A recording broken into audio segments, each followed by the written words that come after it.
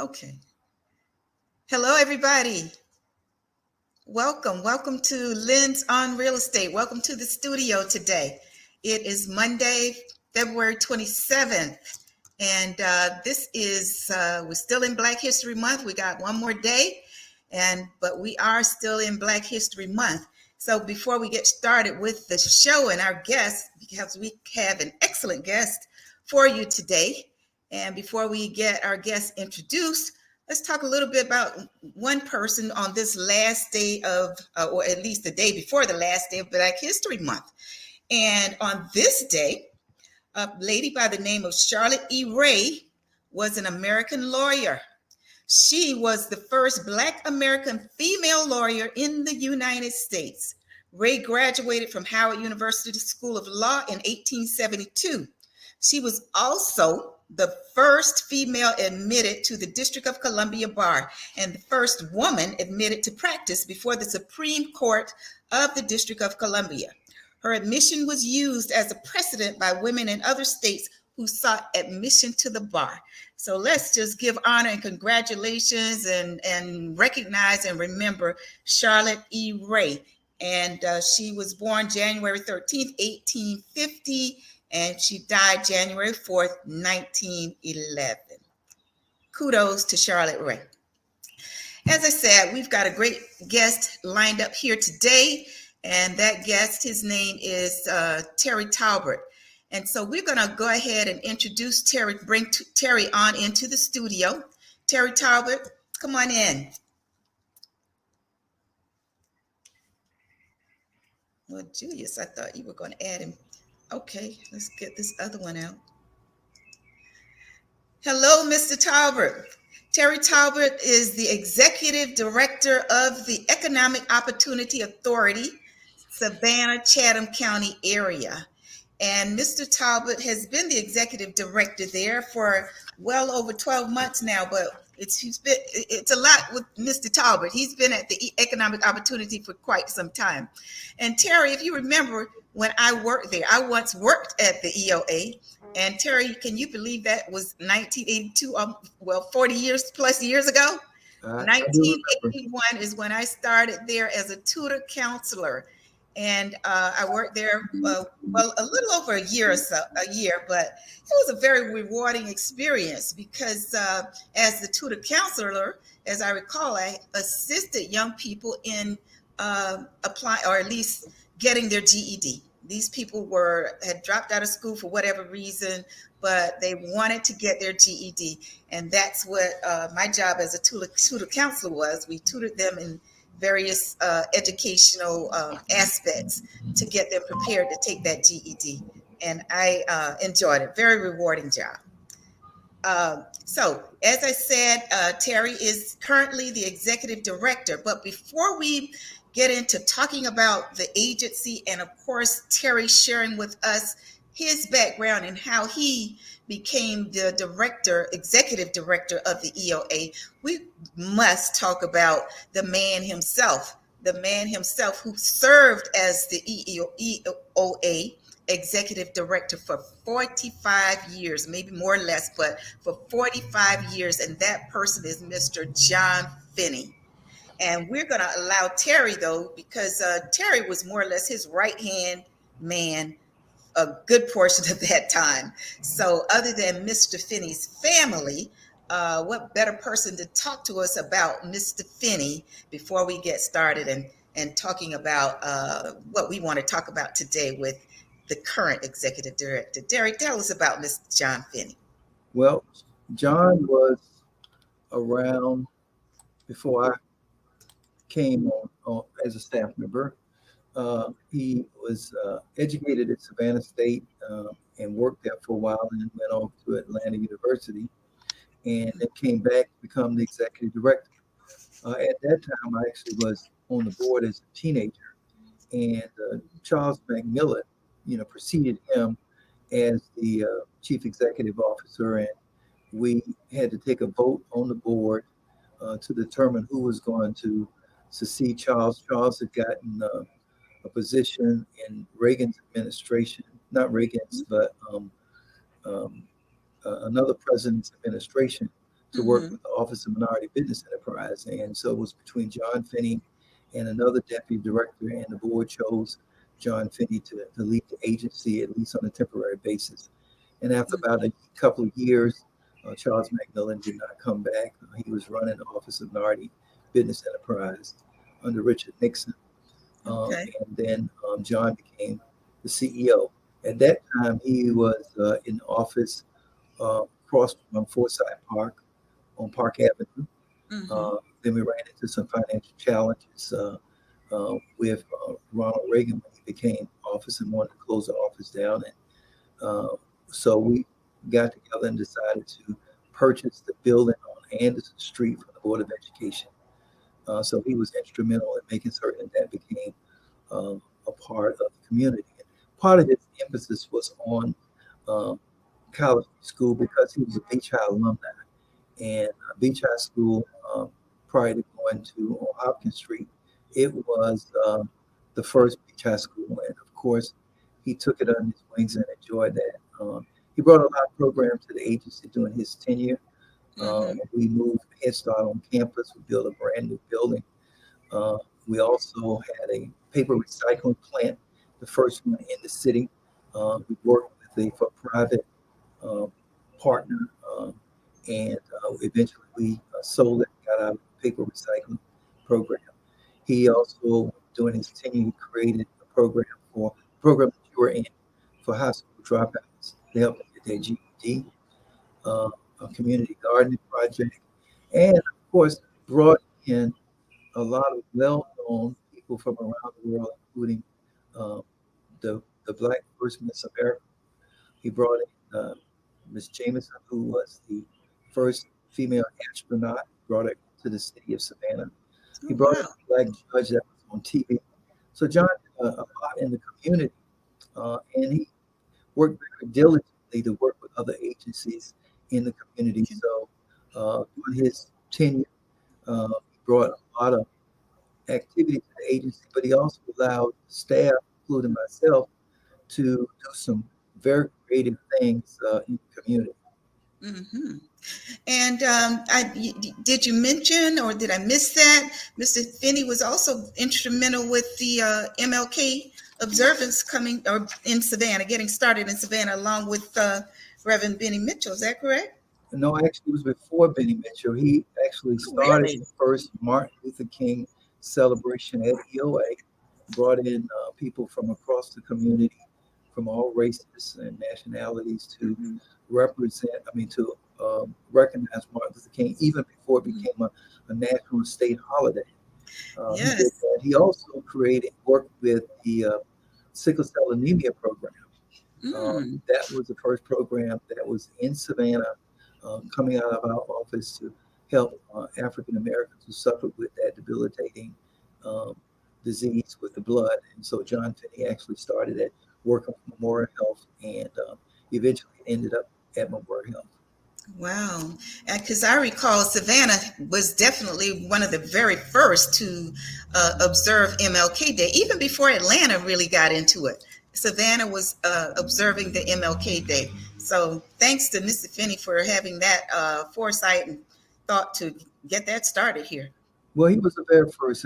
When the city of Savannah got into some challenges with the Black community after a young Black man was killed, they brought in a new chief of police, Galloway. And so Galloway and I went to Atlanta to celebrate Martin Luther King birthday.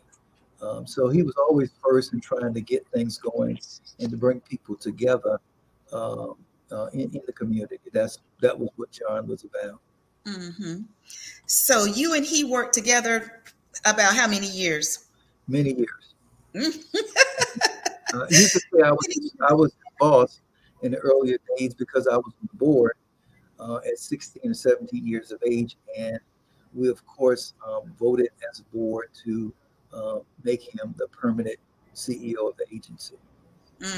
Fabulous, fabulous. So now, Mr. Talbot, well, and I'm going to say Terry because that's what I'm comfortable with. I've known you for many years, so we're talking to Terry Talbot audience, and we've spoken about the legendary John Finney. who was the executive director of the Economic Opportunity Authority for 45 years. Now we're going to move on and talk a little bit about the current executive director, and that's Terry. And Terry, you moved into that position. How did it feel? You stepping in to not to say his shoes, because I would say probably no one can fill those shoes, but you stepped into this job of this person that you worked beside for many years. But I do understand just prior to you, there was one other. How many directors of the EOA were there? There were actually 5 executive directors of the agency, including John Finney. And of course, Okay. John Finney stayed the longest beyond. Mhm. It was, Charles McMillan and 3 other people before him. And of Okay. course, they had another executive director just before myself. Okay. And then you stepped into the role. That had to be very, very rewarding for you. Tell us how, the moment you were named and you knew you were the permanent executive director of the EOA. Tell us about that moment. Well, there wasn't any excitement in my blood, to be honest with you. I was already preparing for many years to take on the reins of running the corporation many years ago. And of course, John allowed me to get right training. And if you know community action agencies, there's 1,000 of us around the country. And we have a network of agencies, both in rural and urban areas, including Guam and Puerto Rico.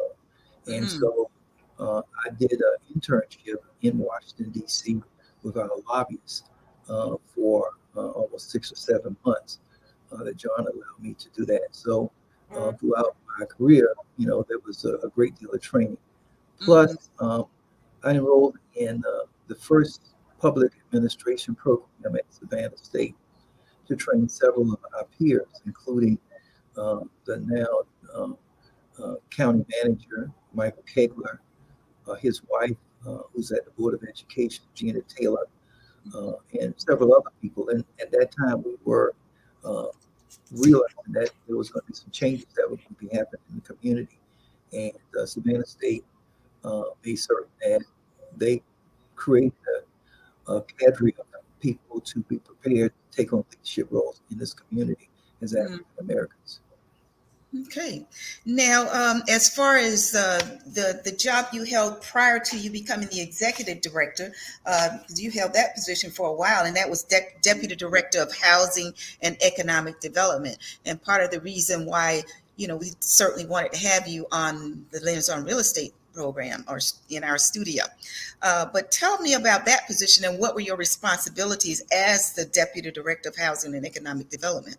Well, I mean, there was a wide variety of things, but including housing. Housing was just one piece of it. But my task was to, as we did some studies in the community, housing became a big problem for poor people in our city, and especially homeless people. So I concentrated on bringing some housing activities, including working with the Department of Housing and Urban Development. And for about 12, 13 years, I served as the national president of the National Federation of Housing Councils, training people all over the country on preparing homeowners throughout the country for becoming home buyers, specifically minorities. It was interesting is right now today, the same percentage of people who own houses is the same percentage of people in the late 80s who own houses. Now the numbers changed. I certainly work with Fannie and Freddie. Back, we even created a situation in Washington with a legislator who helped us create a rule that if you got an FHA mortgage, that they can't foreclose on you unless you were 3 months behind. But to go back to the home ownership piece, back in the late 80s, African Americans owned less than 40% of their houses. Guess what the number is today? Around 40 to 42%. The numbers did increase prior to the financial debacle that happened in the late 90s. They were up at least 55%. And There's a lot of homes that were foreclosed on during that period of time. And so now we're back at the place where the home ownership rate for minorities is around 43%, for people who are uh, white, 75%, and of course, people with Hispanic backgrounds are at 48%.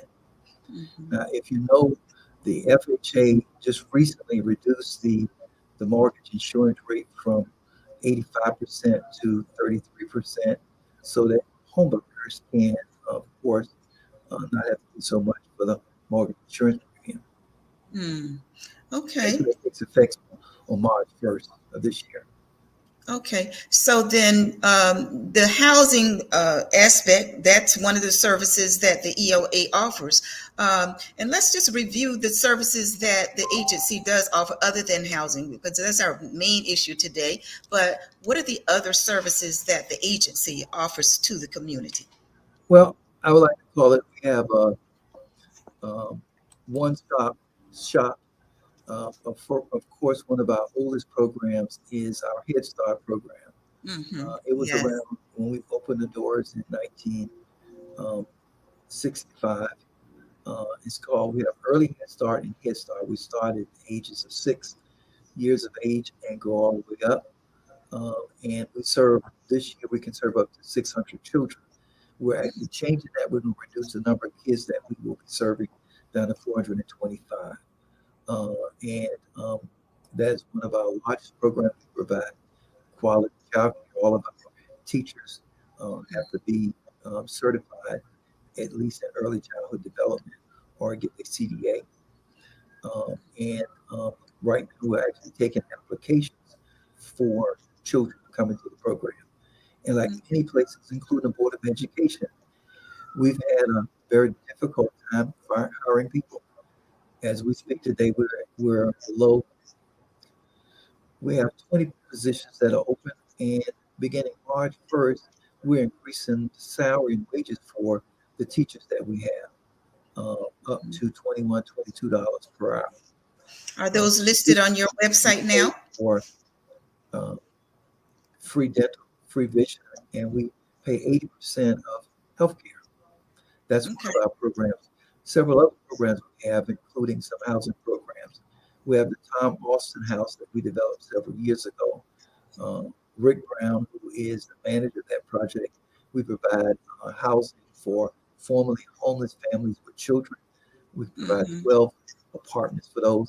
In addition, he also managed another apartment for us, the Pula House, which is 4 homes for veterans who have been homeless, but they're permanent housing. We have another facility for individuals, men primarily. It's called SRO. It used to be called a Ducky Street SRO. We were in partnership with a profit partner, and we bought him out. It's on Ducky Street. One part of the project was burned out. It's almost finished, and we'll be housing 50 individuals in a three individuals to an apartment, and that should be sometime in the next couple of months. Yeah, that SRO did interest me because it did say uh, it's a it's a temporary housing for men. And how long do they get to stay? This is not temporary. It's actually It is. permanent. It's never been Oh, is it temporary. permanent? One of Okay. the one of the reasons we started it, because we never believed that having people stay in just for a short period of time and be out on the street. Hmm. When we opened it up, it was actually designed as permanent housing. Okay. So we have one tenant that's been there as long as we've been in the facility. And they get to stay as long as they continue to pay their rent and don't get into Mhm. trouble. We did lose 20 units about 3 years ago to a fire, and I think we're about to complete that process soon. And we're reducing it down to 3 individuals per unit, and it'll be 15 total people that will be on site. So the Duffy Street facility, how many does it hold? Right now, it holds 20, and adding another 15 will be 35. Wow, that's permanent And, housing. and behind that facility, we also have a large lot that is our plan to develop affordable housing for families. Okay. Yeah, and I was going to ask you about that because I see where, yeah, the EOA purchased the Duffy Street facility. And so that kind of, okay, so you're into real estate somewhat. We've been Um, in real estate for a while. yeah. Even the facility for veterans that's on 64th Street, that's ours. There's no debt on it. Hmm. The Duffy Street SRO has a small debt, and so and then we have the Austin House, which is on Martin Luther King. There's no debt on that as well. Plus, Okay. we own all of the real estate on at 618 West Anderson Street. Fabulous. Fabulous. Outstanding. Now, the home buyer education program. Okay, so we talked about your Head Start. You talked about the housing, and there's a program called what is it specifically for veterans? Is there something specifically for veterans that you all That's do a other housing, than the housing? permanent Okay, housing for veterans. okay, There are 4 2-bedroom units. It's a quadruplex that we own, and it's 75% filled, but we will be filling the other one up. It was full and one person moved out. It's in a cul-de-sac mm, in Midtown Savannah. It's a very nice facility, and the persons who live there pay their own utilities, their rent, hmm, and they do get counseling from the VA. okay.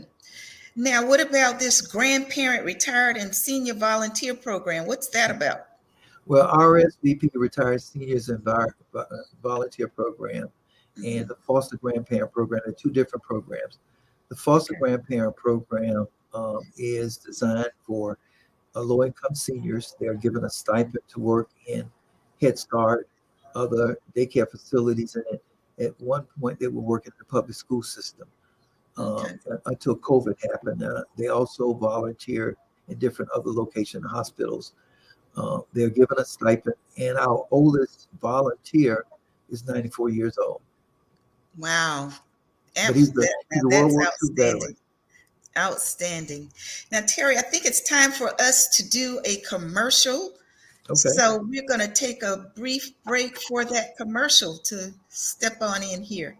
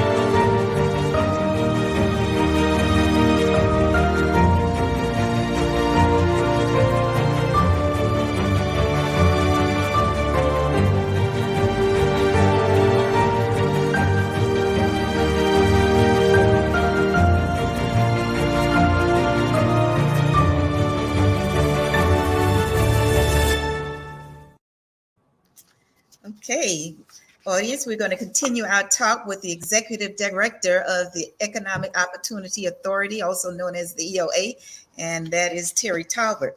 And when we left for commercial, Terry was telling us about the Grandparent Retired and Senior Volunteer Program. And let's talk a little bit about the Representative Payee Program. Is that kind of a money management type program? Yeah.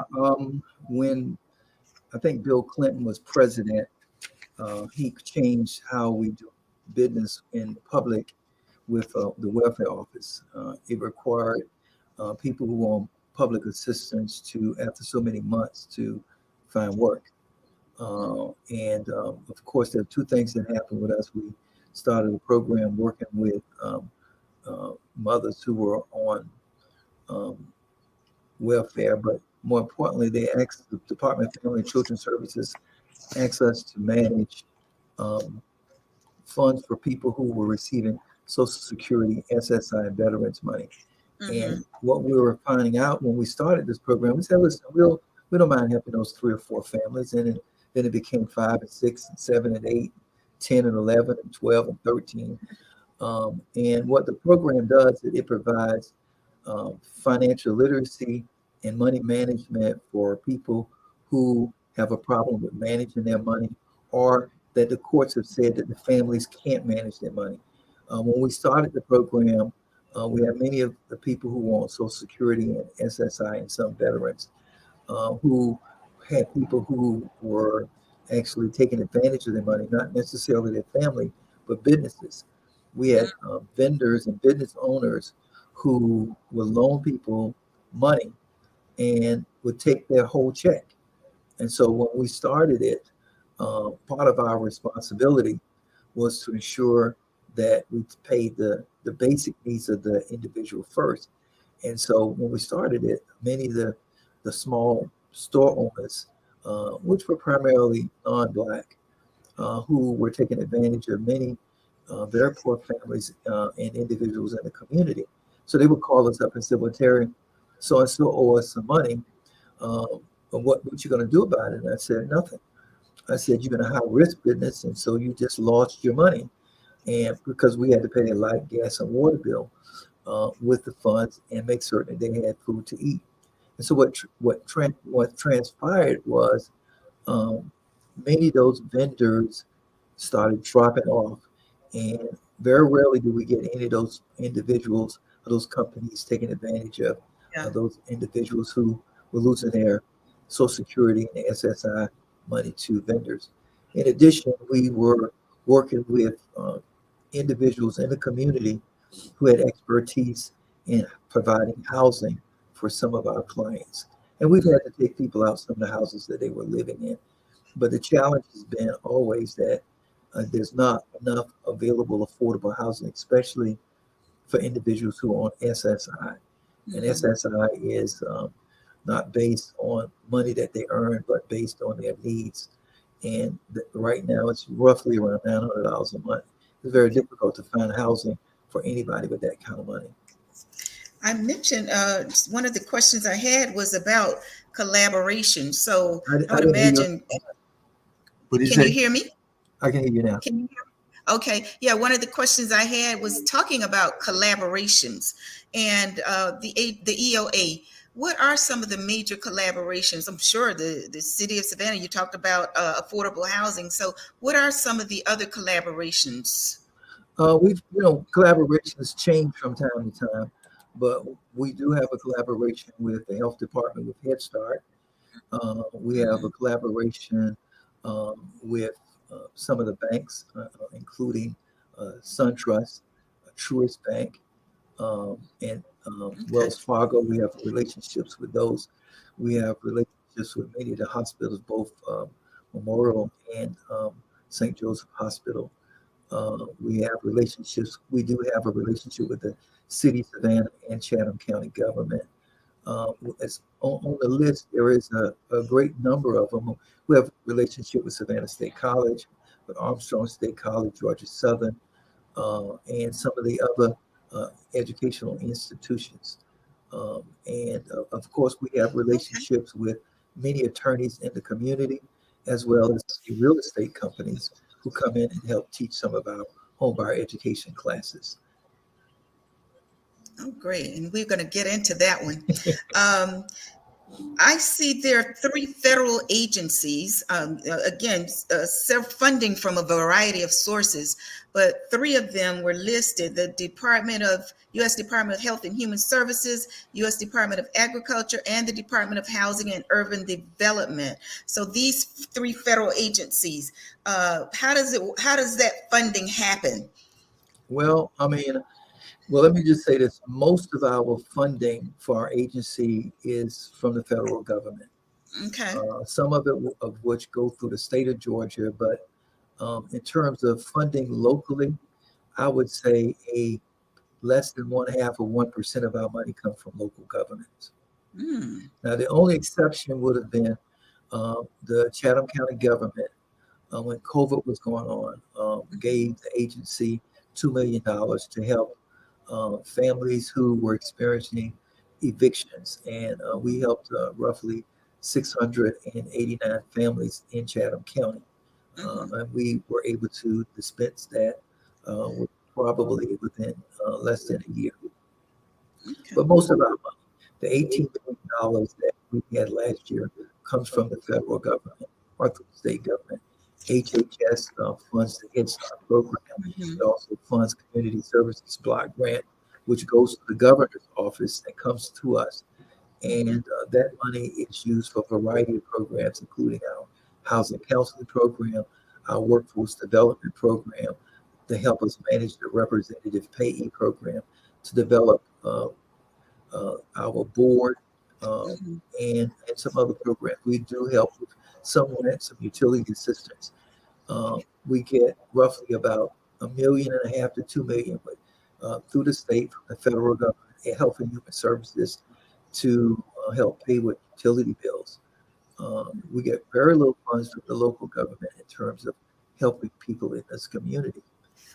We also receive money from USDA for our Head Start program to help with paying for the food that we feed the children with. And just recently, we had the Secretary of Agriculture to visit us, Yeah, which was the first, and actually he made our agency a farm.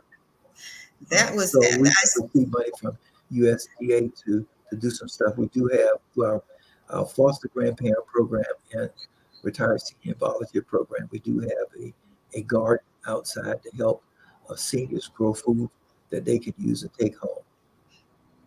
Wow, I did see that during my research for talking with you. I saw where the Cabinet Secretary of Agriculture was indeed here at the Anderson. Was it the Anderson Street site, or did he go He was at to the Anderson tour? Street, and that was a partnership also with International Paper. Gulfstream also provided funds to us.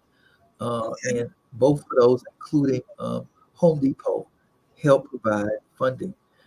We did have Step Up to come by and some other volunteers to come in to help out on that day. And the seniors were out, and the secretary stayed with us probably for an hour. The mayor came in and welcomed the Secretary of Agriculture here, as well as Savannah State College and their students. What the secretary said to the students from Savannah State was that he wanted them to apply because 60% of his workforce is leaving because they've been there long enough. And he encouraged them to apply to the Department of Agriculture for work. Wow. 60% of his workforce is eligible to retire. Is that what he was saying? Well, and that's not just there. Even with Health and Human Services with Head Start, they Yeah. all are down with employees, and many of them have been there many years, and Okay. they are leaving. And so there's shortages everywhere. As I said Yes. earlier with Head Start, we all are having the same issues. There is the unemployment rate in Chatham County is less than 3%, but the unemployment rate in the Black community is much higher. Hmm. But we'll talk about it, have them direct people to the EOA website. These jobs that you currently have, they are on your website. How do they apply? They can apply on the website or they can come in, but the only jobs we have is with our Head Start program.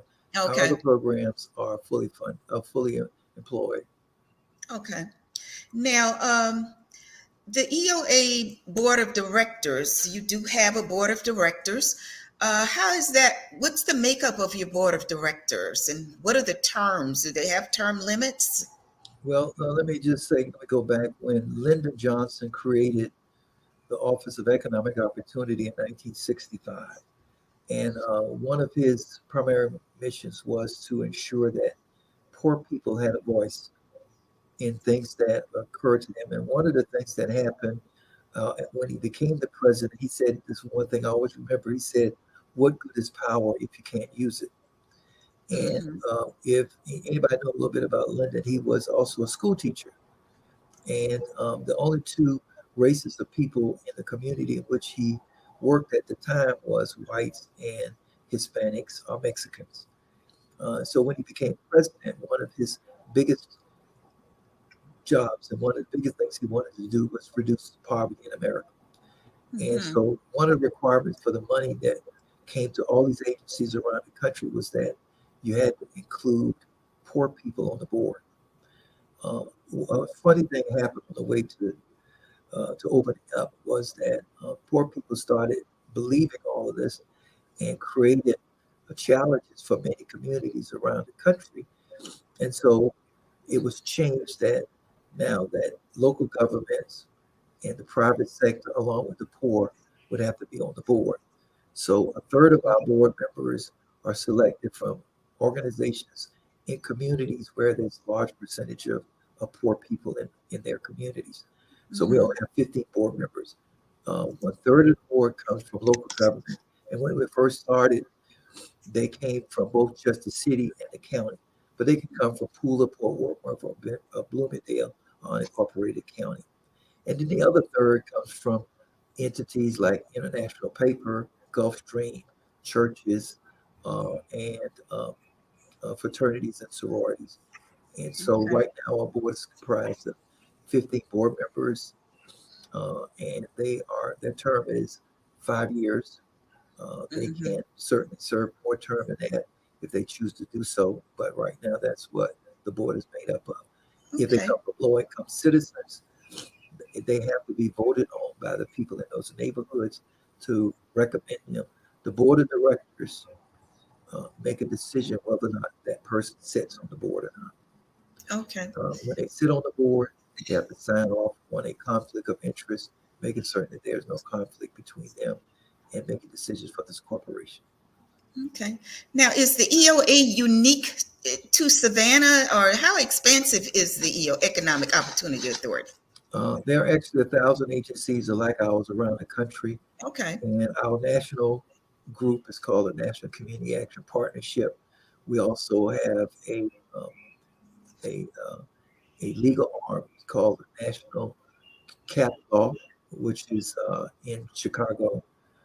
We also have Head Start Association, which is more than 1,000 around the country. We have a state Mm-hmm. association and a regional association. I have served on the regional association, and as chairperson of the state association, there are 20 agencies like ours around the state of Georgia. Okay. Absolutely. Um, well, we're going to get into the crux of uh, you being on Lens on Real Estate today. Sure, talking about the EOA, it's a fantastic agency, and offering a variety of services that are certainly needed in the community. And one of those services which we touched on is the housing services. And a part of that, you do home buyer education. So tell us about that. Well, that started many years ago when we became a HUD-approved counseling agency. Hmm. I approached John about it. He said, okay. And um, what we do is that we provide education to potential homeowners, specifically the process of purchasing a home, getting your credit straight. And we bring in many people who are experts in the field, uh, from credit, from bankers, from real estate professionals, insurance agencies, and of course the city of Savannah, state of Georgia. The city of Savannah provides down payment assistance as well as the state of Georgia. Um, Hmm. Sometimes they do get funding from the city, sometimes they get it from FHA, but what we try to do is educate people on uh, the home buying process. Now, we don't tell them that they should or should not buy it, but we do tell them, give them advice on what they need to know about purchasing a home. And we also give them information on predatory lending, making sure Hmm. that they understand what that is. Because there have been many people that we work with over the years who've had predatory loans. Hmm. We explain to them about financial literacy, everything from purchasing a car to credit cards, and other things that are barriers to them becoming homeowners. But we do encourage them, and the one program that we do know that provides uh, help with is FHA mortgages. And again, I said earlier that FHA reduced the mortgage insurance rate down from 0.85% to 0.55%, so that it gives a better opportunity for those 45% of people who are renters to purchase a home, and for you who are real estate professionals to help them get it. And so that's what we do now. Like I said, we have been involved in training people across the country about becoming homeowners, and trainers working with Fannie and Freddie, and on helping people become homeowners. And again, we don't make a decision on those. Those are decisions made by the bankers. And of course, you as a professional will guide them in terms of trying to find the best house that they can purchase. Okay, now we're going to move on further in terms of what it takes to go through that education program and get that certification. But we're going to go ahead and take a commercial break, and we'll be back to talk about that.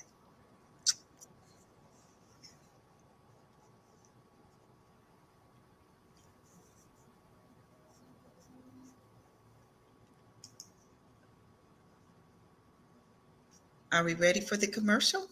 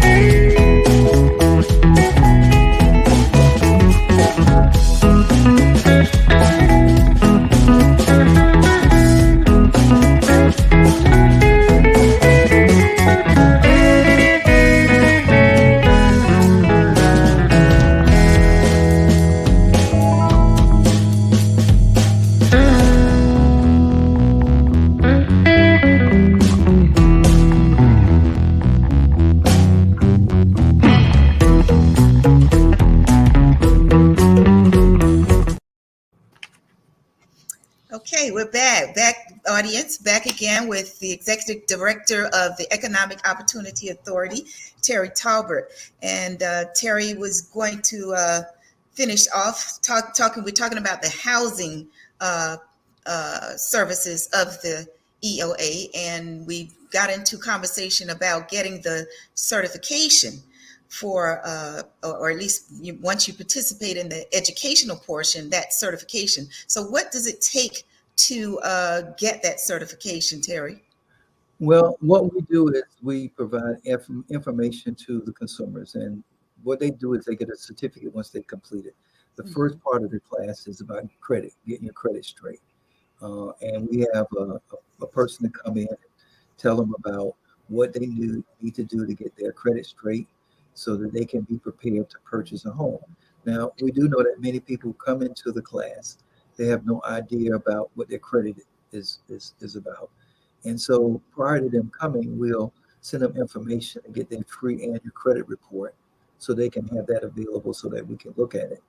Then if there is two people in the household, we actually suggest that both parties come in, because it's difficult for one person to go back and tell their spouse or their significant other what they just learned. And so that third party that comes in and spends a great deal of time telling them about what they need to do to get their credit straight, to get their credit score up. What is a credit score? How significant that is? Why is it used? And of course, we fill that in and let them know that credit score is determining on what the interest rate is going to be for the loan that you're going to get, because you have investors who invest in it like Fannie and Freddie. Once you take out a loan, then that loan is used by Fannie and Freddie in the secondary market. So we spend a lot of time talking about that, and we do some stuff about telling them about maybe devising a budget, looking at their how they spend their money, what they eat for lunch sometimes, because maybe if they use some of those funds just to pay down the debt so that they can purchase a home.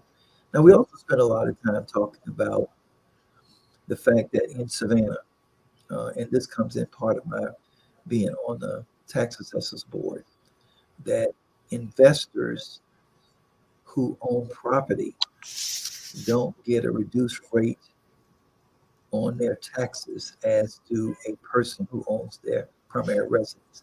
If you own your primary residence, the value of your property is frozen for the purpose of taxation.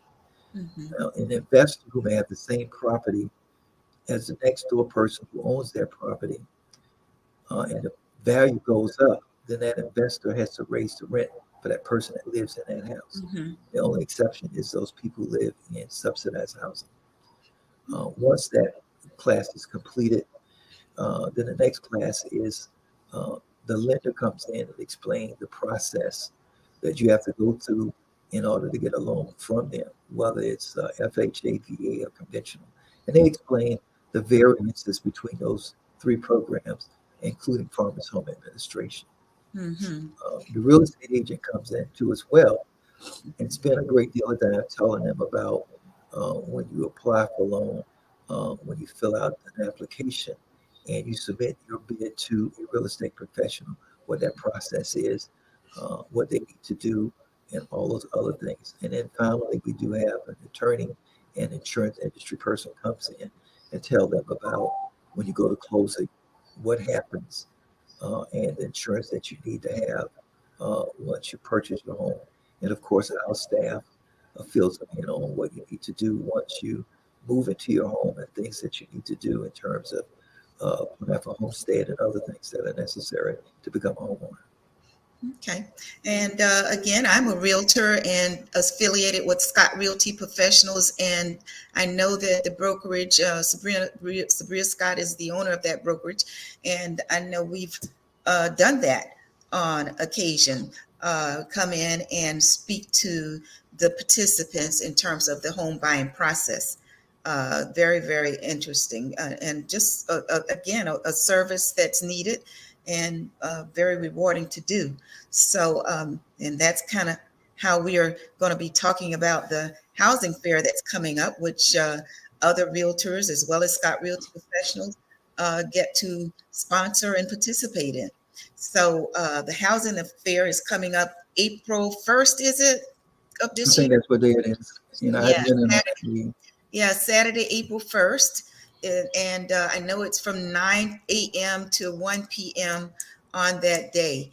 And if I recall, the one that we did, I think the last one was just before COVID because you didn't have any last year, but very well attended, very, very well attended. And the participants, it's open to the public, and the uh, the participants are very excited to attend. The doors, I recall, the doors opened at 9, and it was pretty much a full house at 9 o'clock. People eagerly look forward to the housing fair. How many years have you all been doing that? Uh, God, we've been doing housing fairs for many years, so I Mm, would say at least 10. But the primary purpose of it is to get people excited, to bring all of the players in the industry together, including the city, state of Georgia, and of course, realtors mhm, to come in and open it up to give people options.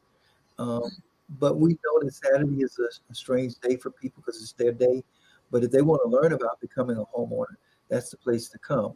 mhm, And we have vendors who donate door prizes so that if you come into the program, you certainly can get a door prize. One of the things that we did have and still have is that a person who purchased a home in the program will get them $1,500.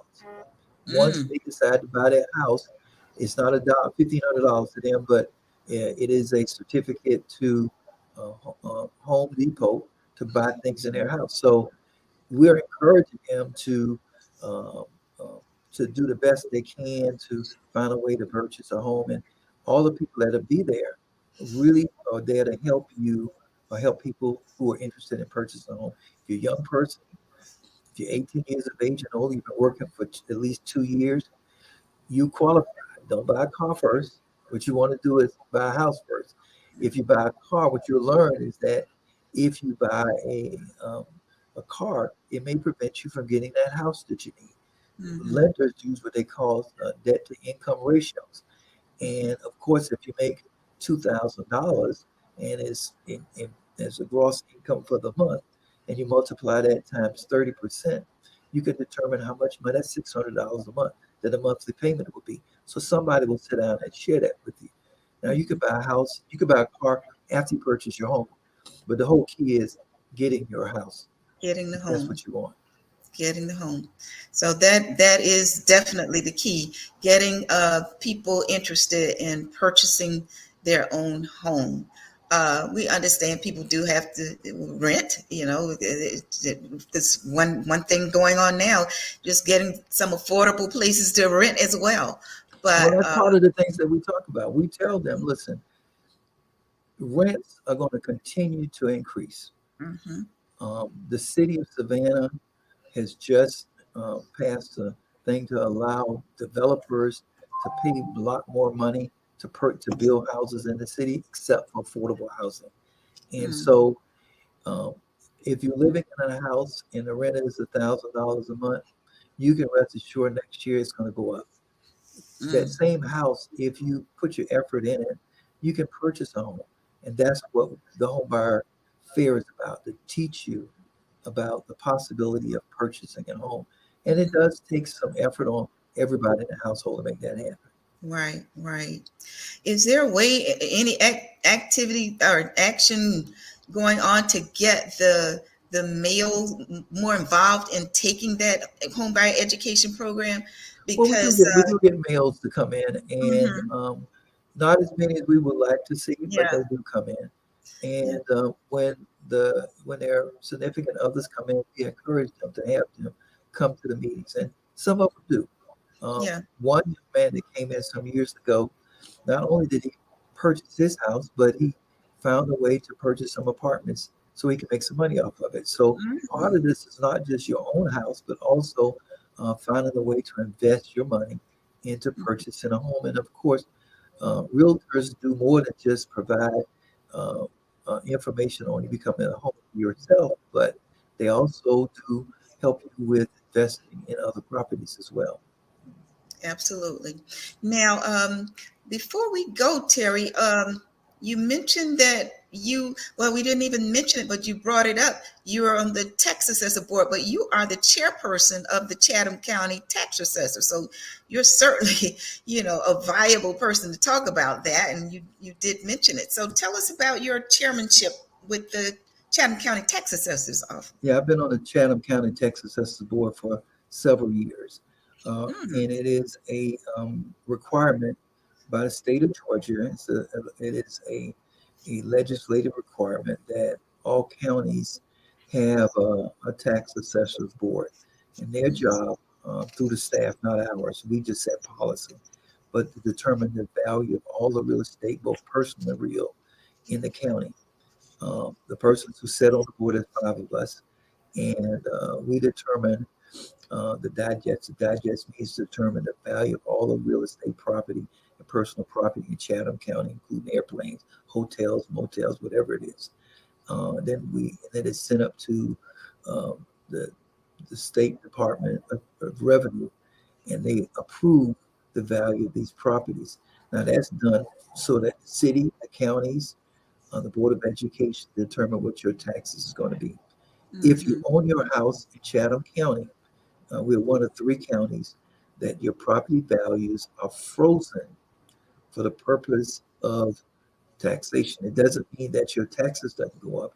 It just means that if you buy a house for $100,000, then you can never pay more than that. If your value goes up to $1 million, you're only going to be taxes on $100,000, not $1 million. And is that the so homestead exemption? that's homestead exemption, but you Okay. can only have one property anywhere in the whole country. Hmm. So you can own a piece of property in Texas, and if you've got homestead or exemption on that, you can't have it in Georgia. Mm, okay. So, but a lot of times what we found in working at EOA, because we also work with people with mortgage issues, that we found that there were people who for many years did not have homestead exemption, and they didn't know anything about it. And so when they come in, we'll look at to see if they have homestead exemption. And of course, the tax assessor's office have gone out and talked to communities about applying for homestead exemption. And I'll tell you what will happen is, like, if somebody builds $1 million piece of property next to yours, your property value is going to go up. Mhm. Absolutely. But if you got homestead exemption, it doesn't Yeah. matter because it's not going Right. to go up. Right. Okay. Well, I do know in closings now, at least most that I've attended, been involved with, the closing attorney, that's one of the things they tell them to do. You know, you can, when you purchase at home, you need to go down and file for the homestead exemption. And There are other exemptions that people can apply for, and they can go on site or call out at the office. There's a senior exemption, there's a veteran exemption, there's a disability exemption. So they can go online if they're not comfortable with going online. We made certain that we put all the forms online for people to file online.